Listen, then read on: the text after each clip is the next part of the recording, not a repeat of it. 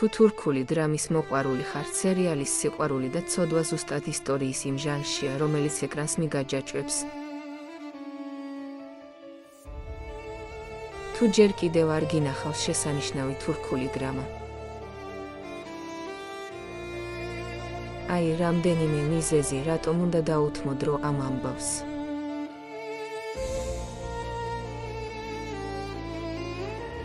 იდეალური ცხოვრების ნგრევა და ფსიქოლოგიური დრამა. სერიალი იწყება კლასიკური, მაგრამ ყოველთვის აქტუალური თემით. რამდენად კარგად ვიცნობთ მათ, ვინც გვერდით გვყავს. სერჰატის პერსონაჟის მეშვეობით მაყურებელი გადის იმ მტკივნეულ გზას, როცა წლების განმავლობაში ნაშენები ნდობა ერთ წამში იშლება. ეს არ არის მხოლოდ ღალატის ისტორია, ეს არის ადამიანის ბრძოლა საკუთარ თავთან და რეალობასთან. დეტექტიური ელემენტები სტამბოლის კულისებში. ეს არ არის მხოლოდ საგნის ოპერა. სერჰატის გადაწყვეტილება თავად გამოიძიოს ცოლის საიდუმლო ცხოვრება, სერიალს კრიმინალურ დეტექტიურ ელფერს სცენს. სტამბოლის მდიდრული ვილებიდან მის ყველაზე ბნელ და საშიში ბნებში გადასვლა ქმნის მძაფრ კონტრასტს, რაც სიუჟეტს დინამიკურს ხდის. აკრძალული და შეუძლებელი სიყვარული.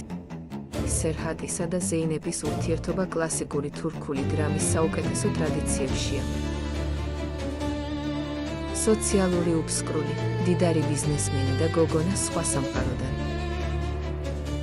ასაკობრივი სხვაობა, რაც დამატებით ემოციურ ბარიერებსა და სტერეოტიპებთან ბრძოლას ნიშნავს. მამის წინააღმდეგობა. ზეინების მამის პერსონაჟი ამატებს იმ სიმძაფრეს, რომელიც ოჯახურ ღირებულებებსა და პირად ბედნიერებას შორის არჩევანს აიძულებს გმირებს. მორალური დილემა. სერიალის მთავარი კითხვა: შესაძლებელია თუ არა ნანგრევებზე ახალი ბედნიერების აშენება? სერჰატის არჩევანი, დარჩეს წარსულის ერთგული თუ გაჰყვეს ახალ გრძნობას, მაყურებელს აიძულებს, თავი მის ადგილას წარმოიდგინოს და პერსონაჟთან ერთად განიცადოს ყველაფერი. მოკლედ რომ ვთქვათ, თუ გიყვარს ისტორიები, სადაც ერთმანეთშია არეული დიდი ფული, შავბნელი საიდუმლოებები, სტამბოლის ესთეტიკა და გულწრფელი, მაგრამ დაუშვებელი გრძნობები, ეს სერიალი შენს მოლოდინს ნამდვილად გაამართლებს.